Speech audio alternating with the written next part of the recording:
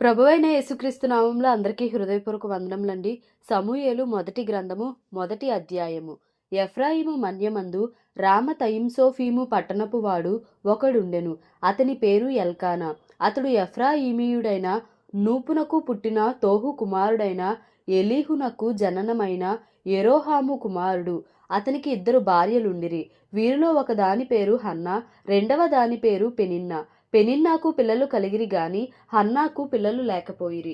ఇతడు షిలోహునందున్న సైన్యములకు అధిపతియగు యెహోవాకు మ్రొక్కుటకును బలి అర్పించుటకును ఏటేటా తన పట్టణము విడిచి అచ్చటికి పోవుచుండెను. ఆ కాలమున ఏలి యొక్క 2 కుమారులగు హోప్నీ ఫీనెహాసులు యెహోవాకు యాజకులుగా నుండిరి. ఎల్కానా తాను బల్యర్పణ చేసిన నాడు తన భార్యయగు పెనిన్నాకును దాని కుమారులకును కుమార్తెలకును పాళ్ళు ఇచ్చుచూ వచ్చెను గాని హన్నా తనకు ప్రియముగా నున్నందున ఆమెకు 2 పాళ్ళు ఇచ్చుచూ వచ్చెను. యెహోవా ఆమెకు సంతు లేకుండా చేసెను. యెహోవా ఆమెకు సంతు లేకుండా చేసియున్న హేతువును బట్టి ఆమె వైరియగు పెనిన్నా ఆమెను విసికించుటకై ఆమెకు కోపము పుట్టించుచూ వచ్చెను.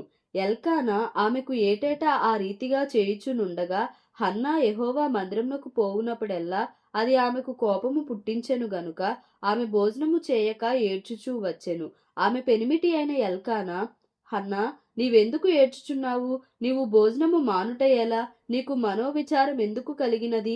10 మంది కుమారుల కంటే నేను నీకు విశేషమైన వాడను కానా అని ఆమెతో చెప్పుచూ వచ్చెను. వారు షిలోహులో అన్నపానములు పుచ్చుకొనిన తరువాత హన్నా లేచి యాజకుడైన ఏలీ మందిర స్తంభము దగ్గరనున్న ఆసనము మీద కూర్చునియుండగా బహు దుఃఖాక్రాంతురాలై వచ్చి యెహోవా సన్నిధిని ప్రార్థన చేయుచు బహుగా ఏడ్చుచు, సైన్యములకు అధిపతివగు యెహోవా, నీ సేవకురాలనైన నాకు కలిగియున్న శ్రమను చూచి నీ సేవకురాలనైన నన్ను జ్ఞాపకము చేసుకొని నీ సేవకురాలనైన నాకు మగపిల్లను దయచేసిన ఎడల వాని తల మీదికి క్షౌరపు కత్తి ఎన్నటికీ రానియక వాడు బ్రతుకు దినములన్నిటను నేను వానిని యెహోవా వగ్గు నీకు అప్పగింతునని మ్రొక్కుబడి చేసుకొనెను. ఆమె యెహోవా సన్నిధిని ప్రార్థన చేయుచుండగా ఏలీ ఆమె నోరు కనిపెట్టుచుండెను. ఏలయనగా హన్నా తన మనస్సులోనే చెప్పుకొనుచుండెను. ఆమె పెదవులు మాత్రము కదలుచుండి ఆమె స్వరము వినబడకయుండెను గనుక ఏలీ ఆమె మత్తురాలై ఉన్నదనుకొని, ఎంతవరకు నీవు మత్తురాలవై యుందువు? నీవు ద్రాక్షారసమును నీ యొద్ద నుండి తీసివేయుమని చెప్పగా హన్నా, అది కాదు నా ఏలినవాడా, నేను మనోదుఃఖము గలదాననై ఉన్నాను. నేను ద్రాక్షారసమునైనను మద్యమునైనను పానము చేయలేదు గాని నా ఆత్మను యెహోవా సన్నిధిని కుమ్మరించుకొనుచున్నాను. నీ సేవకురాలనైన నన్ను పనికిమాలిన దానిగా ఎంచవద్దు. అత్యంతమైన కోప కారణమును బట్టి బహుగా నిట్టూర్పులు విడుచుచు నాలో నేను దీని చెప్పుకొనుచుంటినెను. అంతట ఏలీ, నీవు క్షేమముగా వెళ్ళుము. ఇశ్రాయేలు దేవునితో నీవు చేసుకొనిన మనవిని ఆయన దయచేయును గాక అని ఆమెతో చెప్పగా ఆమె అతనితో, నీ సేవకురాలనైన నేను నీ దృష్టికి కృప నొందుదును గాక అనెను. తరువాత ఆ స్త్రీ తన దారిని వెళ్ళిపోయి భోజనము చేయుచు నాట నుండి దుఃఖముఖిగా నుండుట మానెను. తరువాత వారు ఉదయమందు వేగిరమే లేచి యెహోవాకు మ్రొక్కి తిరిగి రామాలోని తమ ఇంటికి వచ్చిరి. అంతట ఎల్కానా తన భార్యయగు హన్నాను కూడెను. యెహోవా ఆమెను జ్ఞాపకము చేసుకొనెను గనుక హన్నా గర్భము ధరించి దినములు నిండినప్పుడు ఒక కుమారుని కని, నేను యెహోవాకు మ్రొక్కుకొని వీరిని అడిగితననుకొని వారికి సమూయేలను పేరు పెట్టెను. ఎల్కానాయును అతని ఇంటివారందరును యెహోవాకు ఏటేటా అర్పించు బలిని అర్పించుటకును మ్రొక్కుబడిని చెల్లించుటకును పోయిరి. అయితే హన్నా, బిడ్డ పాలు విడుచు వరకు నేను రాను, వాడు యెహోవా సన్నిధిని అగుపడి తిరిగి రాక అక్కడనే ఉండునట్లుగా నేను వారి తీసుకొని వత్తునని తన పెనిమిటితో చెప్పి వెళ్ళకయుండెను. కాబట్టి ఆమె పెనిమిటి అయిన ఎల్కానా, నీ దృష్టికి ఏది మంచిదో అది చేయుము. నీవు వానికి పాలు మాన్పించు వరకు నిలిచియుండుము. యెహోవా తన వాక్యమును స్థిరపరచును గాక అని ఆమెతో అనెను. కాగా ఆమె అక్కడనే యుండి తన కుమారునికి పాలు మాన్పించు వరకు అతని పెంచుచుండెను. పాలు మాన్పించిన తరువాత అతడు ఇంకా చిన్నవాడై ఉండగా ఆమె ఆ బాలుని ఎత్తుకొని 3 కోడెలను తూమెడు పిండిని ద్రాక్షారసపు తిత్తిని తీసుకుని షిలోహులోని మందిరమునకు వచ్చెను. వారు ఒక కోడెను వధించి పిల్లవానిని ఏలి యొద్దకు తీసుకొని వచ్చినప్పుడు ఆమె అతనితో ఇట్లనెను, నా ఏలినవాడా, నా ఏలినవాని ప్రాణము తోడు నీ యొద్ద నిలిచి యెహోవాను ప్రార్థన చేసిన స్త్రీని నేనే. ఈ బిడ్డను దయచేయుమని యెహోవాతో నేను చేసిన మనవిని ఆయన నాకు అనుగ్రహించెను. కాబట్టి నేను ఆ బిడ్డను యెహోవాకు ప్రతిష్ఠించుచున్నాను. తాను బ్రతుకు దినములన్నిటను వాడు యెహోవాకు ప్రతిష్ఠితుడని చెప్పెను. అప్పుడు వాడు యెహోవాకు అక్కడనే మ్రొక్కెను. సమూయేలు మొదటి గ్రంథము 2వ అధ్యాయము. మరియు హన్నా విజ్ఞాపన చేసి ఇలాగనెను, నా హృదయము యెహోవాయందు సంతోషించుచున్నది, యెహోవాయందు నాకు మహాబలము కలిగెను.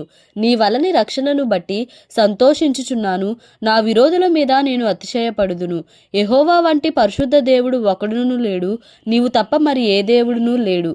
మన దేవుని వంటి ఆశ్రయదుర్గం ఏదియూ లేదు. యెహోవా అనంత జ్ఞానియగు దేవుడు, ఆయనే క్రియలను పరీక్షించువాడు. ఇకను అంత గర్వముగా మాటలాడకుడి, గర్వపు మాటలు మీ నోట రానియకుడి. ప్రఖ్యాతి నొందిన విలుకాండ్రు ఓడిపోవుదురు, తొట్రిల్లిన వారు బలము ధరించుదురు. తృప్తిగా భుజించిన వారు అన్నము కావలెనని కూలికి పోవుదురు. ఆకలి గొనిన వారు ఆకలి తీర తిందురు. గొడ్రాలు 7 పిల్లలను కనును, అనేకమైన పిల్లలను కనినది కృషించిపోవును. జనులను సజీవులనుగాను మృతులనుగాను చేయువాడు యెహోవాయే. పాతాళమునకు పంపుచు అందులో నుండి రప్పించుచుండువాడు ఆయనే. యెహోవా దారిద్ర్యమును ఐశ్వర్యమును కలుగుజేయువాడు, కృంగజేయువాడును లేవనెత్తువాడును ఆయనే. దరిద్రులను అధికారులతో కూచుండబెట్టుటకును మహిమగల సింహాసనమును స్వతంత్రింపజేయుటకును వారిని మంటిలో నుండి ఎత్తువాడు ఆయనే. లేమి గల వారిని పెంటకుప్ప మీది నుండి లేవనెత్తువాడు ఆయనే. భూమి యొక్క స్తంభములు యెహోవా వశము, లోకమును వాటి మీద ఆయన నిలిపియున్నాడు. తన భక్తుల పాదములు తొట్రిల్లకుండా ఆయన వారిని కాపాడును. దుర్మార్గులు అంధకారమందు మాటు మణుగుదురు. బలము చేత ఎవడునూ జయము నొందడు. యెహోవాతో వాదించువారు నాశనమగుదురు. పరమండలములో నుండి ఆయన వారిపైన యురుము వలె గర్జించును. లోకపు సరిహద్దులలో నుండి వారికి ఆయన తీర్పు తీర్చును. తాను నియమించిన రాజునకు ఆయన బలమిచ్చును. తాను అభిషేకించిన వానికి అధిక బలము కలుగజేయును. తరువాత ఎల్కానా రామాలోని తన ఇంటికి వెళ్ళిపోయెను. అయితే ఆ బాలుడు యాజకుడైన ఏలీ ఎదుట యెహోవాకు పరిచర్య చేయుచుండెను. ఏలీ కుమారులు యెహోవాను ఎరుగని వారై మిక్కిలి దుర్మార్గులైయుండిరి. జనుల విషయమై యాజకులు చేయుచూ వచ్చిన పని ఏమనగా, ఎవడైనా బలిపశువులను వధించిన మీదట మాంసము ఉడుకుచుండగా యాజకుని వారు 3 ముండ్లు గల కొంకిని తీసుకొని వచ్చి బొరుసులో గాని తపేలలో గాని గోనలో గాని కుండలో గాని అది గుచ్చినప్పుడు ఆ కొంకి చేత బయటకు వచ్చినదంతయు యాజకుడు తన కొరకు తీసుకొనును. షిలోహుకు వచ్చు ఇశ్రాయేళ్లకందరికిని వీరు ఇలాగున చేయుచూ వచ్చిరి. ఇదియుగాక వారు క్రొవ్వును దహింపక మునుపు యాజకుని పనివాడు వచ్చి బలి పశువును వధించు వానితో, యాజకునికి వండించుటకై మాంసమిమ్ము, ఉడకబెట్టిన మాంసము అతడు నీ యొద్ద తీసుకొనడు, పచ్చి మాంసమే కావలెను అని చెప్పుచూ వచ్చెను. ఈ క్షణమందే వారు క్రొవ్వును దహింతురు. తరువాత నీ మనస్సు వచ్చినంత మట్టుకు తీసుకొనవచ్చునని వానితో ఆ మనిషి చెప్పిన ఎడల వాడు, అలాగు వద్దు, ఇప్పుడే ఇయ్యవలెను, లేని ఎడల బలవంతము చేత తీసుకొందునను. అందువలన జనులు యెహోవాకు నైవేద్యము చేయుటయందు అసహ్యపడుటకు ఆ యవనులు కారణమైరి. గనుక వారి పాపము యెహోవా సన్నిధిని బహు గొప్పదాయెను. బాలుడైన సమూయేలు నారతో నేయబడిన ఏఫోదు ధరించుకొని యెహోవాకు పరిచర్య చేయుచుండెను. వాని తల్లి వానికి చిన్న అంగీ ఒకటి కుట్టి ఏటేటా బలి అర్పించుటకు తన పెనిమిటితో కూడా వచ్చినప్పుడు దాన్ని తెచ్చి వానికి ఇచ్చుచూ వచ్చెను. యెహోవా సన్నిధిని మనవి చేసుకొనగా, నీకు దొరికిన ఈ సంతానమునకు ప్రతిగా యెహోవా నీకు సంతానమునిచ్చునుగాక అని ఏలీ ఎల్కానాను అతని భార్యను దీవించిన తరువాత వారు ఇంటికి వెళ్ళిరి. యెహోవా హన్నాను దర్శింపగా ఆమె గర్భవతి అయి 3 కుమారులను 2 కుమార్తెలను కనెను. అయితే బాలుడగు సమూయేలు యెహోవా సన్నిధిని ఉండి ఎదుగుచుండెను. ఏలీ బహు వృద్ధుడాయెను. ఇశ్రాయేలీయులకు తన కుమారులు చేసిన కార్యములన్నీయు వారు ప్రత్యక్షపు గుడారం యొక్క ద్వారము దగ్గరకు సేవ చేయుటకు వచ్చిన స్త్రీలతో శయనించుటయను మాట చెవిని పడగా వారిని పిలిచి ఇట్లనెను, ఈ జనుల ముందర మీరు చేసిన చెడ్డ కార్యములు నాకు వినబడినవి. ఇలాంటి కార్యములు మీరెందుకు చేయుచున్నారు? నా కుమారులారా, ఇలాగూ చేయవద్దు. నాకు వినబడినది మంచిది కాదు. యెహోవా జనులను మీరు అతిక్రమింప చేయుచున్నారు. నరునికి నరుడు తప్పు చేసిన ఎడల దేవుడు విమర్శ చేయును గాని, ఎవరైనా యెహోవా విషయములో పాపము చేసిన ఎడల వాని కొరకు ఎవడు విజ్ఞాపనము చేయును అనెను. అయితే యెహోవా వారిని చంపదలచి ఉండెను గనుక వారు తమ తండ్రి యొక్క మొర్రను వినకపోయిరి. బాలుడగు సమూయేలు ఇంకనూ ఎదుగుచూ యెహోవా దయయందును మనుషుల దయయందును వర్ధిల్లుచుండెను. అంతటా దైవజనుడొకడు ఏలీ యొద్దకు వచ్చి ఇట్లనెను, యెహోవా నిన్ను గూర్చి సెలవిచ్చినదేమనగా, నీ పితరుని ఇంటివారు ఐగుప్తు దేశమందు ఫరో ఇంటిలో ఉండగా నేను వారికి ప్రత్యక్షమైతిని. అతడు నా ముందర ఏఫోదును ధరించి నా బలిపీఠము మీద అర్పణమును ధూపమును అర్పించుటకై నాకు యాజకుడు అగునట్లు ఇశ్రాయేలు గోత్రములలో నుండి నేనతని ఏర్పరచుకొంటిని. ఇశ్రాయేలీలు అర్పించిన హోమ వస్తువులన్నిటినీ నీ పితరుని ఇంటివారికి ఇచ్చితిని. నా నివాస స్థలమునకు నేను నిర్ణయించిన బలి నైవేద్యములను మీరేలా తృణీకరించుచున్నారు? మిమ్మును క్రొవ్వబెట్టుకొనుటకై నా జనులకు ఇశ్రాయేలీలు చేయు నైవేద్యములలో శ్రేష్ఠ భాగములను పట్టుకొనుచు నాకంటే నీ కుమారులను నీవు గొప్ప చేయుచున్నావు. నీ ఇంటివారును నీ పితరుని ఇంటివారును నా సన్నిధిని యాజకత్వము జరిగించుదురని యెహోవా ఆజ్ఞ ఇచ్చియున్నను. ఇప్పుడు అది నా మనస్సునకు కేవలము ప్రతికూలమాయనని ఇశ్రాయేలుల దేవుడైన యెహోవా సెలవిచ్చుచున్నాడు. కావున యెహోవా వాక్కు ఏదనగా, నన్ను గనపరచు వారిని నేను గనపరచుదును, నన్ను తృణీకరించువారు తృణీకారమొందుదురు. ఆలకించుము, రాగల దినములలో నీ బలమును నీ పితరుని ఇంటి బలమును నేను తక్కువ చేతును. నీ ఇంట ముసలివాడు ఒకడునూ లేకపోవును. యెహోవా ఇశ్రాయేలీలకు చేయదలచిన మేలు విషయంలో నా నివాస స్థలమునకు అపాయము కలుగగా నీవు చూతువు. ఎప్పటికి నీ ఇంట ముసలివాడు ఉండడు. నా బలిపీఠమునొద్ద నెవడు ఉండకుండా నేనందరినీ నశింపజేయక విడుచువాడను గనుక అది నీ కన్నులు క్షీణించుటకును నీవు దుఃఖము చేత క్షయమగుటకును సాధనమగును. నీ సంతానపు వారందరూ వయక్కాలమందు మరణమవుదురు. నీ ఇద్దరు కుమారులైన హొఫ్నీకిని ఫీనెహాసునకును సంభవించునని నేను చెప్పిన దానికి నీకు సూచనగా ఉండును. ఒక్కనాటి అందే వారిద్దరూ మరణమవుదురు. తరువాత నమ్మకమైన ఒక యాజకుని నేను నియమింతును. అతడు నా యోచనను బట్టి నాకు అనుకూలముగా యాజకత్వము జరిగించును. అతనికి నేను నమ్మకమైన సంతానము పుట్టింతును.